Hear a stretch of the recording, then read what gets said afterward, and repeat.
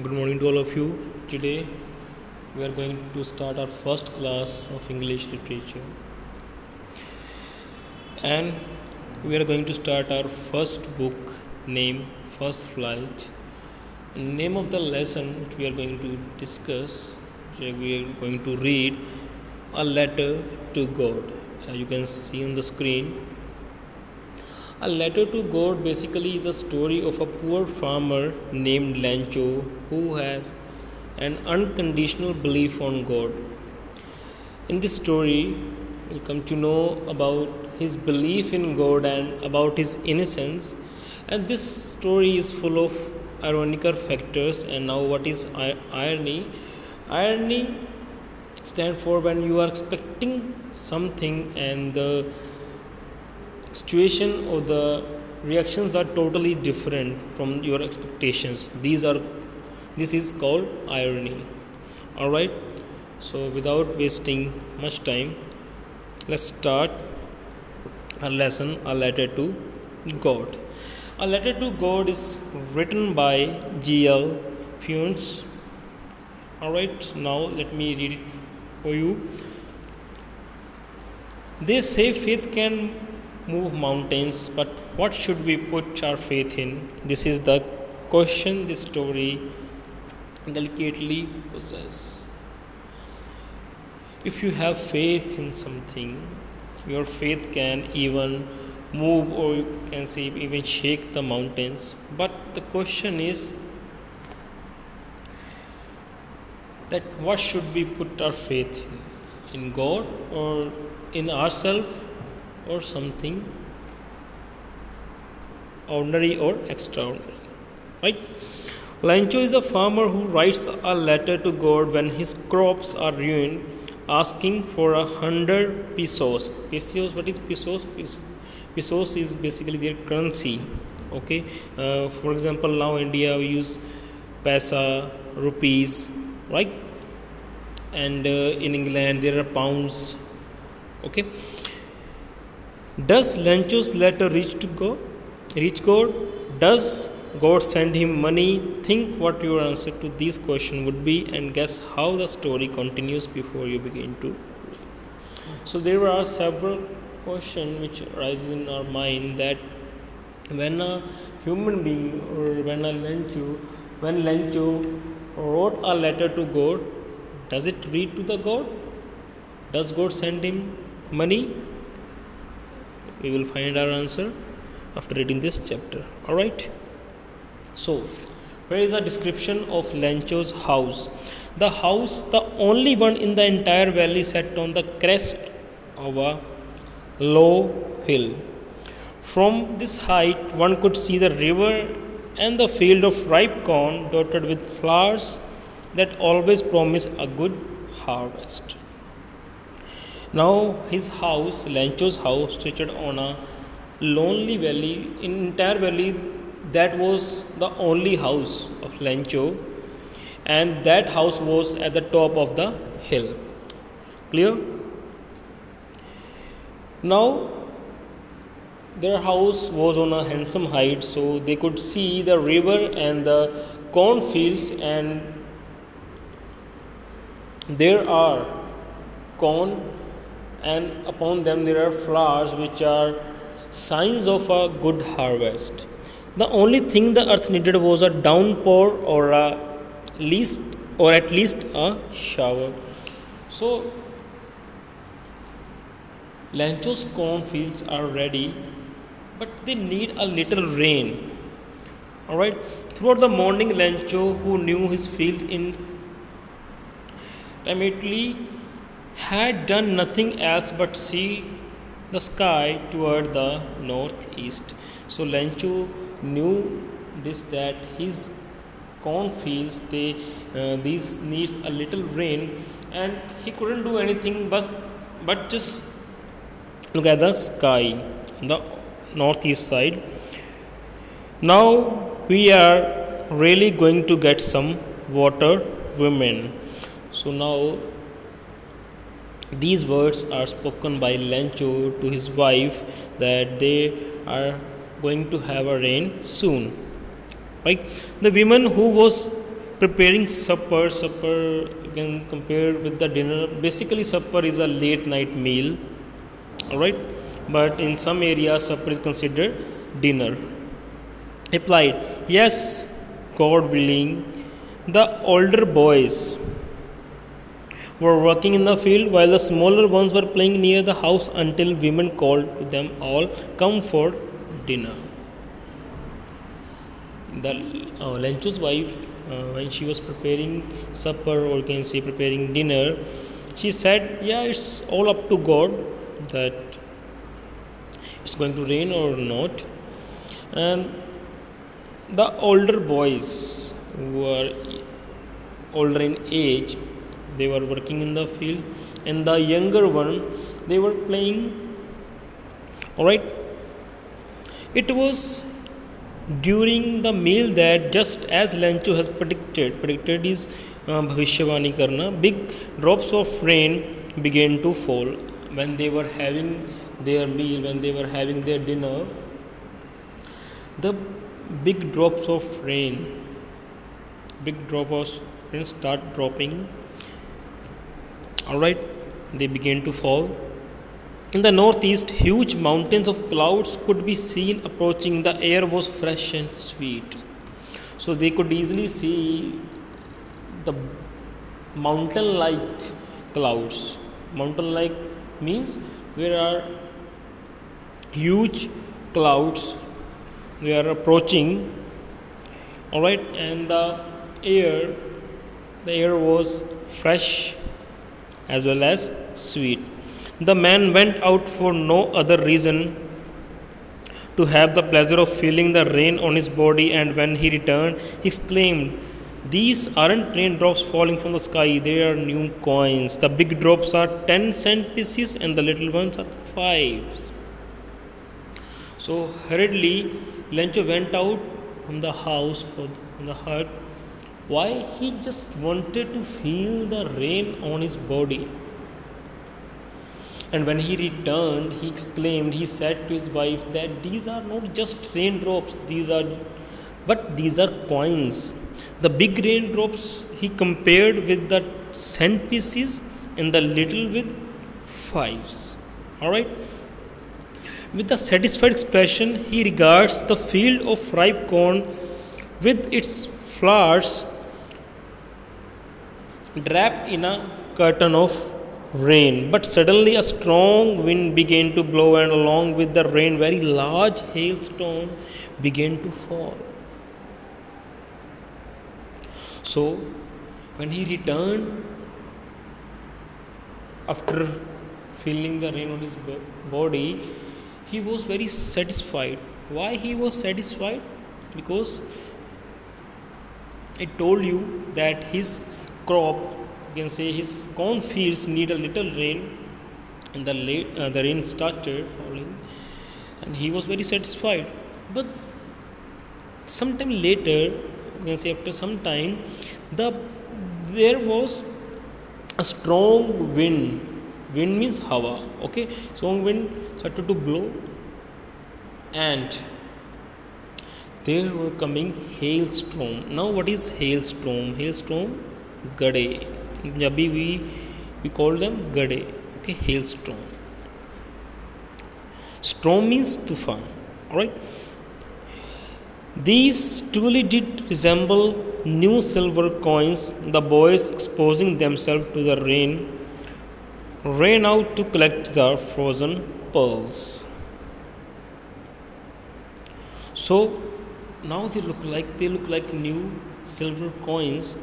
The boys who were playing, they went out and they collected those frozen pearls. Now they are comparing these stones with the pearls. It's really getting bad now, exclaimed the man. I hope it passes quickly. It did not pass quickly. So now the condition is going worse. And the man, Lencho, he started thinking, or he started praying that it could be passed soon. It must be passed soon. Otherwise it will destroy everything. But It didn't pass quickly.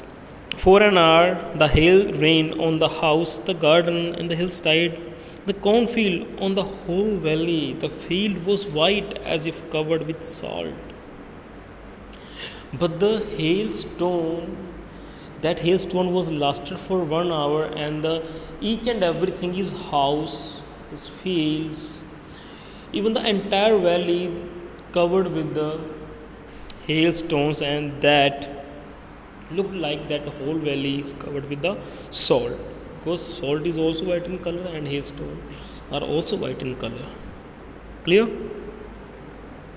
Not a leaf remained on the trees. The corn was totally destroyed. The flowers were gone from the plants. Lencho's soul was filled with sadness. The hailstone was so strong that it didn't spare any flower, any leaf on a tree.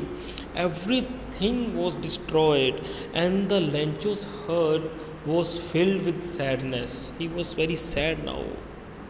An hour ago, he was very happy having a rain, but now when the hailstone came and destroyed everything, now his heart filled with sadness.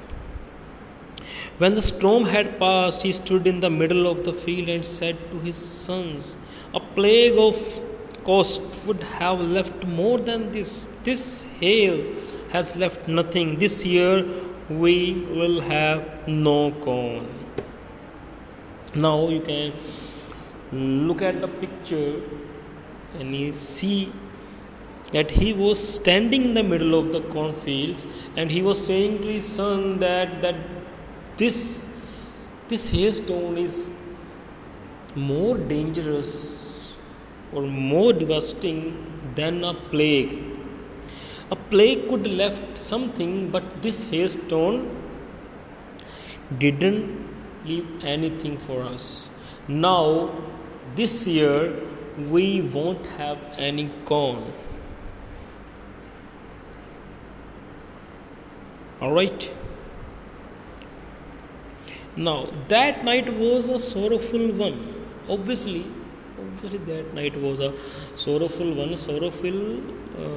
You all know that sorrowful, saddest, you can say dukhdai in Punjabi, you can say, right? All our work for nothing. There is no one who can help us. We will all go hungry this year. So these are the words from Lencho's mouth. He's exclaiming with sorrow that they worked so hard, but they didn't get its fruit, and there is no one who could help them, and they would go hungry throughout the year. But in the hearts of all who lived in that solitary house in the middle of the valley, there was a single hope: help from God. Earlier, he claimed that no one could help them, but they were living lonely in that valley, entire valley, in that house. There was a little hope in everyone's heart that God could help them. They could get help from God. Don't be so upset, even though this seems like a total loss. Remember, no one dies of hunger. Now these are the words from Lencho's wife. She said that don't be so upset. Don't be so oppressed. Yeah, we know it seems like that we have lost everything, but remember this, that no one in the world dies of hunger. कोई भूख से नहीं मरता. That's what they say. No one dies of hunger. So this is a quotation here, that कोई भी भूख के मारे नहीं. All through the night, Lencho thought only of his one hope, the help of God, whose eyes, as he had been instructed, see everything, even what is deep in one's conscience. So, that night he was thinking about the only hope, and that hope was God. right? His eyes was watching everything, and that was instructed to see everything. But in the heart of everybody, there was a hope that God will help them, sure. Lancho was an ox of a man working like an animal in the fields, but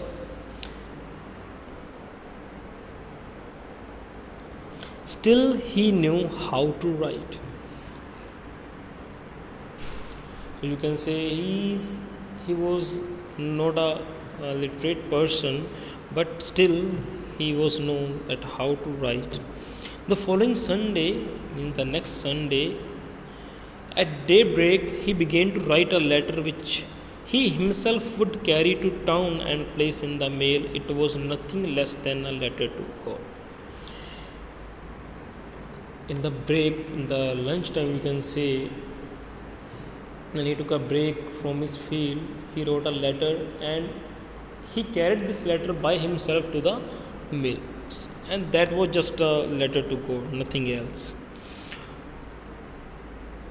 God, he wrote, if you don't help me, my family and I will go hungry this year.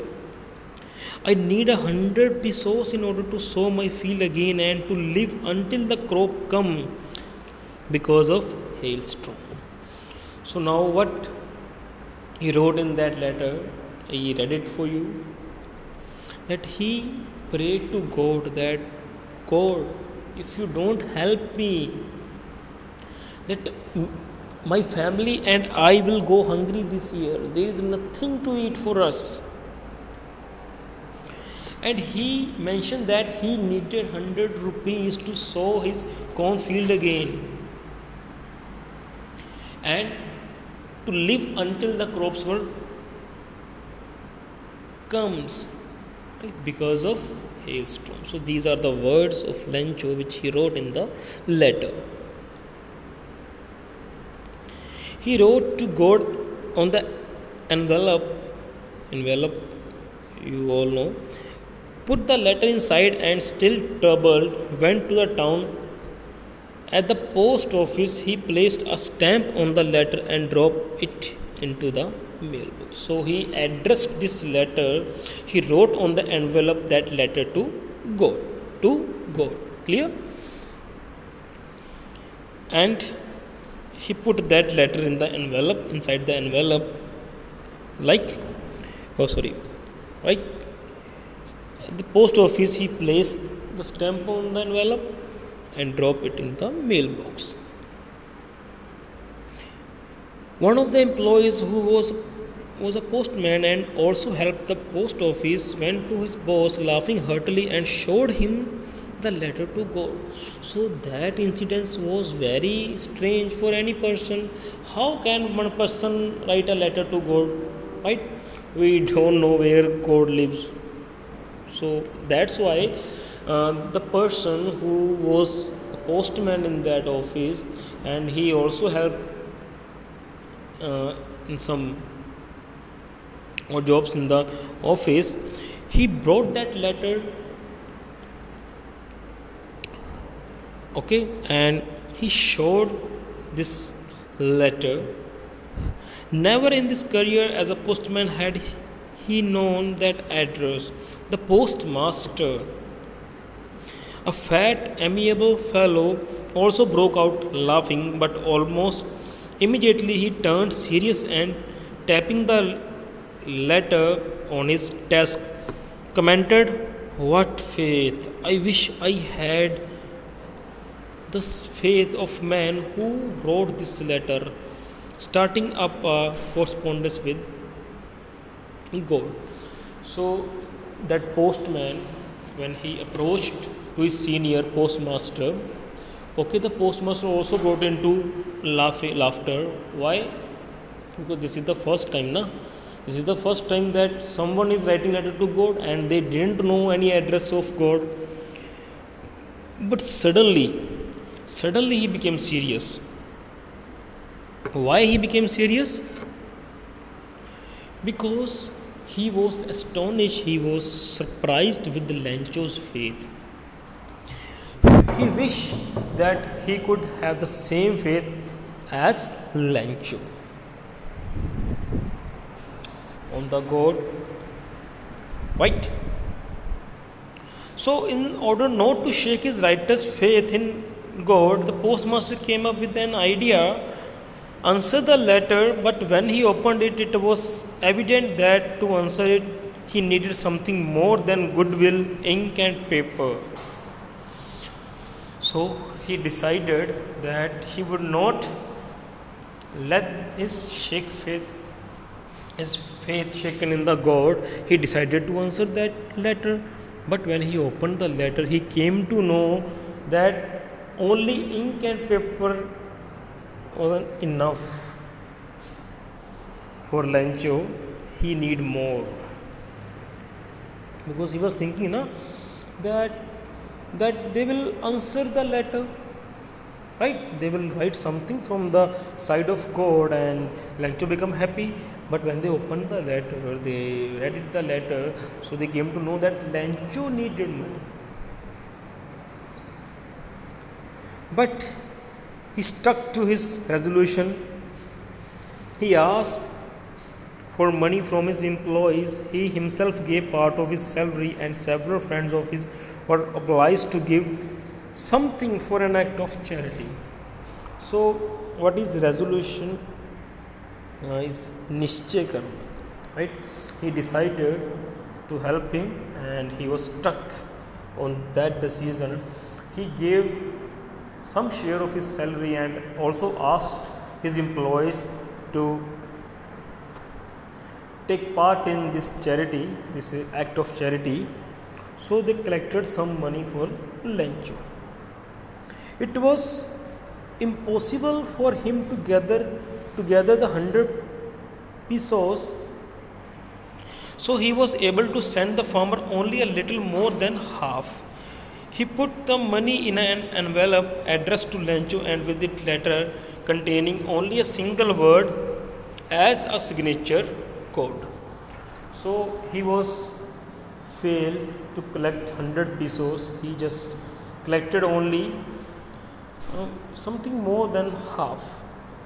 Okay, he put that money in the envelope and he just wrote God, not other word, no extra lines are there, only just one word, that is God. The following Sunday, Lancho came a bit earlier than usual to ask if there was a letter for him. So Lancho was very excited. When he sent the letter, he was very excited. On the following Sunday, he came earlier to know whether God sent him something or not. It was the postman himself who handed the letter to him, while the postmaster, expressing the contentment of a man who had performed a good deed, looked on from his office.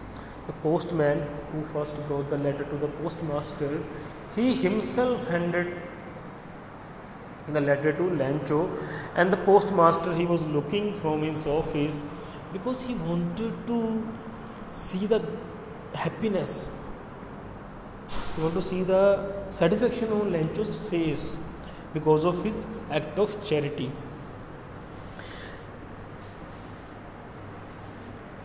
Lancho showed not the slightest surprise on seeing the money. Such was his confidence, but he became angry. He became angry when he counted the money. God could have made a mistake, nor could he have denied Lancho what he had requested. So, when he opened the envelope and he saw the money, he wasn't surprised. Lancho wasn't surprised because he knew that God would surely help him. So he wasn't surprised, but he became angry. Why? When he counted the money, then he realized that these are not 100 pesos. As I told you that they are failed to collect 100 pesos. So after counting the money, Lancho became angry. and he thought that God couldn't make any mistake.